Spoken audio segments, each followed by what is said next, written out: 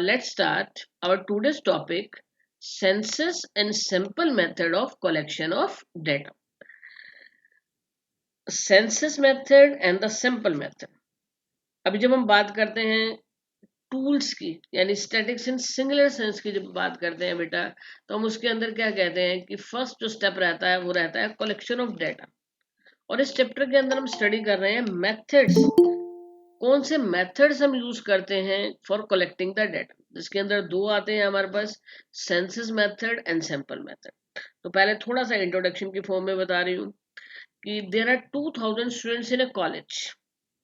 N investigator wants to collect data regarding their family background, यानी 2000 जितने students हैं college के अंदर, सभी की फैमिली बैकग्राउंड के बारे में स्टडी करना है। Then there are two methods. First method, investigator collect information relating to all the 2000 students, यानी जो इन्वेस्टिगेटर है वो सभी 2000 स्टूडेंट्स के बारे में इंफॉर्मेशन गेन करे। This is the first method and this is the census method.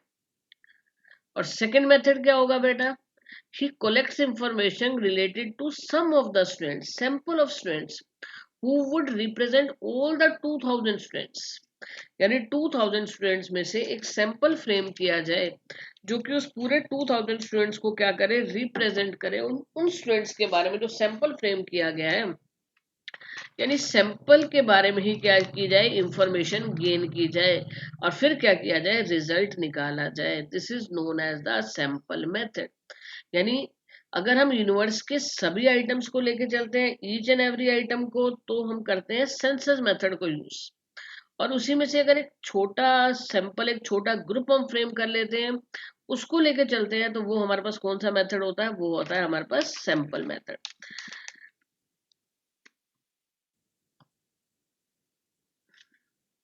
In statistics, universe और पॉपुलेशन, लास्ट चैप्टर में भी मैंने बताया था बेटा कि यूनिवर्स क्या है, पॉपुलेशन क्या है। स्टैटिक्स के अंदर यूनिवर्स हो या पॉपुलेशन हो, सिंपली हम उनको क्या कहते हैं, as universe or population simply refer to an agreement of items to be studied for an investigation, यानी जितने भी लोगों के ऊपर स्टडी किया जा रहा है, जितने भी आइटम्स के ऊपर स्टडी किया जा रहा है, वो सब क्या है, वो सब को हम क्या कहते हैं, उन सबको कहते हैं पॉपुलेशन, उन सबको हम कहते हैं यूनिवर्स। चाहे वो 10 लोगों का ग्रुप है, तब भी हम उसे यहाँ पर क्या वर्ड, क्या टर्म उसके लिए यूज करेंगे, पॉपुलेशन टर्म यूज करेंगे, हम उसके लिए यूनिवर्स टर्म यूज करेंगे। Only the term population use to mean total number of people living in a country. वैसे तो पॉपुलेशन क्या है, एक कंट्री के अंदर रहने वाले लोग। हम इंडिया की बात करें, 125 करोड़ से ज्यादा की पॉपुलेशन, ये है पॉपुलेशन। लेकिन स्टेटिक्स के अंदर चाहे वो 1000% हो, चाहे वो 100 हो, चाहे वो 10 हो, चाहे वो कितने भी हो, उन सबको हम क्या कहते हैं, उन सबको हम पॉपुलेशन ही कहते हैं, उन सबको हम यूनिवर्स ही कहते हैं। तो इस पॉइंट को आपने ध्यान देना है कि यूनिवर्स क्या है, पॉपुलेशन क्या है। तो इन स्टैटिक्स, यूनिवर्स और population simply refers to an aggregate of items to be studied for an investigation, यानी उस एग्रीगेट ऑफ आइटम्स को हम क्या कहते हैं, यूनिवर्स कहते हैं या पॉपुलेशन कहते हैं, जिसके ऊपर हम स्टडी करने जा रहे हैं। तो यहाँ पर जो यूनिवर्स की बात हम कर रहे थे, अगर हम सारे के सारे यूनिवर्स को स्टडी कर लेते हैं, तो वो हमारे पास कौन सा मेथड हो जाता है, सेंसस मेथड हो जाता है। और उनमें से अगर हम सैंपल निकाल लेते हैं, तो वो क्या करते हैं, हमारा सैंपल मेथड हो जाता है। ये आपको एक पिक्चर दिखाई गई है, इसके अंदर 27 आइटम्स को लिया गया है। तो ये हमारी क्या हो गई, ये हो गई हमारी पॉपुलेशन, इसे हम यूनिवर्स भी कह सकते हैं। तो सारी की सारी पॉपुलेशन के ऊपर हम स्टडी करने जा रहे हैं, तो ये क्या हो गया, सेंसस मेथड। और इस सारी पॉपुलेशन में से हमने क्या किया, 3-4 आइटम्स को ले लिया। जैसे यहाँ पर हमने 3 आइटम्स को ले लिया, ये 3 आइटम्स इस पूरी पॉपुलेशन को क्या कर रहे हैं, रिप्रेजेंट कर रहे हैं। तो ये हमारा कौन सा मेथड हो गया, ये हो गया सैंपल मेथड। तो इसी सेंसस और सैंपल मेथड को इस चैप्टर के अंदर हमने क्या करना है, स्टडी करना। तो ये जस्ट आपका एक इंट्रोडक्शन लेक्चर था। इसके आगे सेंसस मेथड और सैंपल मेथड के हम लोग डिटेल करने जा रहे हैं। Census method is that method in which data are collected covering every item of the universe or population relating to the problem under investigation, यानी सेंसस मेथड वो मेथड है बेटा जिसमें हम किसी भी प्रॉब्लम से रिलेटेड जितनी भी पॉपुलेशन है या यूनिवर्स है उसके सभी आइटम्स को, यानी ईच एंड एवरी आइटम को हम कवर करेंगे, तो उसे कहेंगे census method. Each and every item of the universe और each and every item of the population relating to the problem under investigation. ठीक है, यानी जो भी हमारा इन्वेस्टिगेशन का टारगेट है, जो भी हमारा ऑब्जेक्टिव है, जो भी हमारी प्रॉब्लम है रिलेटेड टू इन्वेस्टिगेशन, उससे रिलेटेड जितने भी आइटम्स हमारे पास हैं हम सभी को स्टडी करेंगे, तो वो हमारा सेंसस मेथड है। एग्जाम्पल आप इसके अंदर कोई भी एग्जाम्पल आप यूज कर सकते हैं बेटा। Suppose you want to study the number of students in a school, you want to study the information, you want to study the pocket money of the students of the school। Pocket money की बात करना चाहते हैं आप, किसी भी family के उनकी फैमिली बैकग्राउंड की बात करना चाहते हैं किसी स्कूल में जो स्टूडेंट्स हैं, तो आप अगर हर एक स्टूडेंट को लेकर चलेंगे, ईच एंड एवरी स्टूडेंट के ऊपर आप स्टडी करेंगे, तो वो हमारा कौन सा होगा, वो होगा हमारा सेंसस मेथड। ठीक है ना बेटा, कि अगर हमने कहा कि स्कूल के अंदर 1000 स्टूडेंट्स हैं, तो उन 1000 स्टूडेंट्स की फैमिली बैकग्राउंड को आपने जानना है, तो आपने 1000 स्टूडेंट्स के बारे में इंफॉर्मेशन गेन की। That is known as the census method. उसके बाद जो नेक्स्ट हमारे पास आता है वो आता है बेटा, अच्छा सेंसस मेथड की सूटेबिलिटी क्या है, सेंसस मेथड की मेरिट्स क्या है और सेंसस मेथड की डीमेरिट्स क्या है। ये तो आपको पता लग गया कि ईच एंड एवरी आइटम को हमने क्या करना है, स्टडी करना है। अब इसकी सूटेबिलिटी क्या है बेटा। सबसे पहले census method is suitable particularly for such statistical investigation which have small size of population. क्योंकि यहाँ पर आप ईच एंड एवरी आइटम के ऊपर स्टडी करने जा रहे हैं, तो ऐसे में आपको क्या करना है, आपको जब ईच एंड एवरी आइटम के ऊपर आप स्टडी कर रहे हैं तो स्मॉल साइज ऑफ पॉपुलेशन होगा, तभी आपके लिए इसको करना क्या रहेगा, इजी रहेगा। Widely diverse items in the population, population के अंदर अलग अलग तरह के लोग हैं, तो ऐसे में एक सैंपल जो है सभी को प्रेजेंट नहीं कर सकता, हमें क्या करना पड़ेगा, सभी को इंडिविजुअली स्टडी करना पड़ेगा। तो सभी को इंडिविजुअली जब स्टडी करना है तो हम कौन सा मेथड यूज करेंगे, सेंसस मेथड यूज करेंगे। नेक्स्ट हमारे पास आता है requirement of intensive examination of different items. अगर हमें सभी आइटम्स जिनको हम स्टडी कर रहे हैं उनके बारे में डीपली इंफॉर्मेशन चाहिए, तो भी हम यही मेथड यूज करेंगे। और लास्ट पॉइंट हम इसके अंदर लेके चलते हैं, high degree of accuracy and reliability.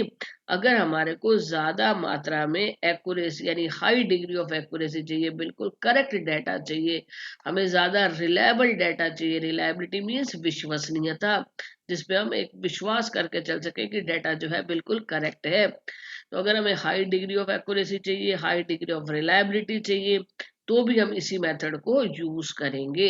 तो क्या क्या पॉइंट्स इसके अंदर आ गए कि अगर साइज ऑफ पॉपुलेशन क्या होगा, स्मॉल होगा, तो ये मेथड ज्यादा सुटेबल है, क्योंकि आप ईच एंड एवरी आइटम को स्टडी कर रहे हो।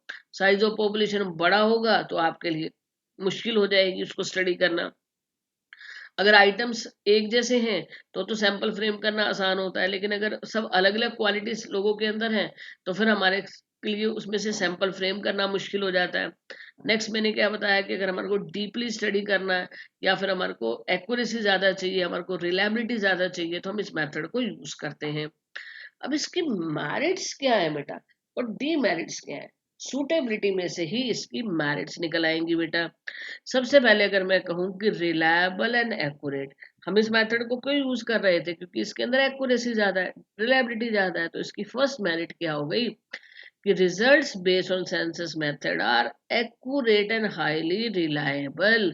इस मेथड के ऊपर जो रिजल्ट बेस होंगे वो क्या होंगे, वो ज्यादा एक्यूरेट होंगे, ज्यादा रिलायबल होंगे, क्योंकि हमने हर एक आइटम को स्टडी किया है, ईच एंड एवरी आइटम को कवर किया है। Less biased, results based on census method are less biased. अब सेंसस मेथड के ऊपर जो भी रिजल्ट्स हमारे को मिलेंगे वो लेस बायस्ड होंगे, यानी उसके अंदर मतलब एक पार्शियलिटी नहीं हो। क्या होता है कि जब एक सैंपल फ्रेम करने लगते हैं तो हम सैंपल फ्रेम करते वक्त जो हमारा इन्वेस्टिगेटर है वो कुछ हद तक पार्शल हो सकता है कि नहीं इसको नहीं लेना है, इसको लेना है। लेकिन जब हम ईच एंड एवरी आइटम को ही कवर कर रहे हैं तो वहां पर बायस होने का तो कोई मतलब रह ही नहीं जाता। तो यहाँ पर किसी तरह का भी हम ये कहें कि कोई डिफरेंसेस लिए जाएंगे, कोई पार्शियलिटी होगी, ऐसा नहीं होगा। Extensive information, information collected through information collected through the census method is quite exhaustive and therefore more meaningful because all the items of universal examine, यानी यहाँ पर जो हमारे को मिल रही है वो काफी डीप इंफॉर्मेशन मिल रही है, क्योंकि हम क्या कर रहे हैं, यूनिवर्स के सभी आइटम्स को लेके चल रहे हैं, पॉपुलेशन के सभी आइटम्स को लेके चल रहे हैं। For example, population census in India gives exhaustive information relating to the number of people in different parts of the country, their age and sex composition, education status, occupation, etc. क्या था बेटा कि अब हम सेंसस, आपने census जो country की census होती है, जनगणना, उसके बारे में आप सबने सुना होगा। अभी क्या होता है कि जब जनगणना होती है तो हर एक फैमिली के पास, यानी हर एक घर में जो लोग आते हैं वो इंफॉर्मेशन गेन करते हैं, जो भी एक टीम आती है, जो एनुमरेटर्स आते हैं वो इंफॉर्मेशन गेन करते हैं कि how many members are in your family, कि आपकी फैमिली के अंदर कितने मेंबर्स हैं।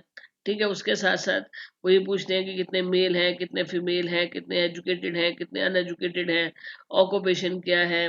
ठीक है ना, तो वो हर चीज के बारे में इंफॉर्मेशन लेते हैं। मेन मोटिव क्या था, ये देखना कि कंट्री के अंदर पॉपुलेशन कितनी है।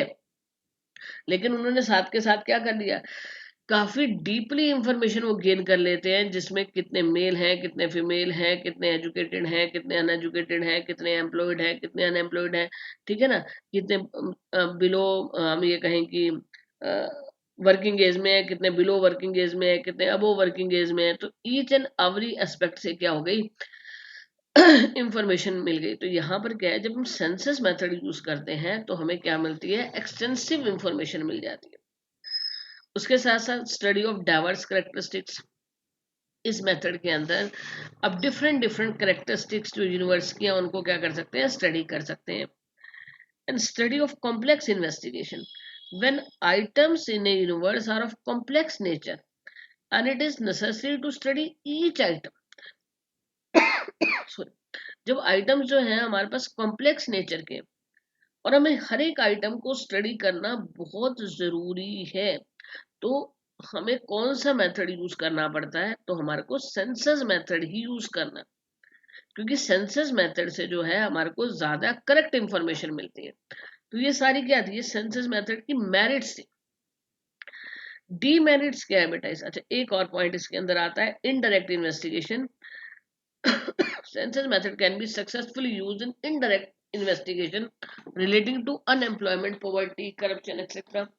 जैसे मैंने आपको बताया कि जब सेंसस मेथड यूज कर रहे हैं, हमने सिर्फ एक एग्जांपल लिया कि कंट्री के अंदर ही सेंसस हो रही है, तो सिर्फ आपसे ये नहीं पूछा जाएगा कि how many members are in your family, आपसे ये भी पूछा जाएगा कितने एजुकेटेड, कितने अनएजुकेटेड, कितने एम्प्लॉयड, कितने अनएम्प्लॉयड। तो यहाँ पर इनडायरेक्ट इन्वेस्टिगेशन भी हो गया, यानी इनडायरेक्ट इंफॉर्मेशन भी आप लोगों को मिल गई।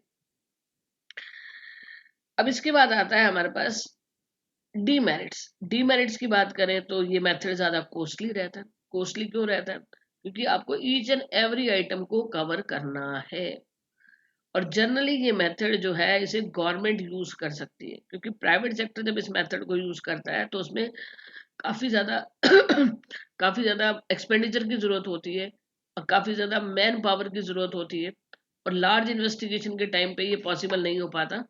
तो ओनली द गवर्नमेंट और some big institution can afford use this method.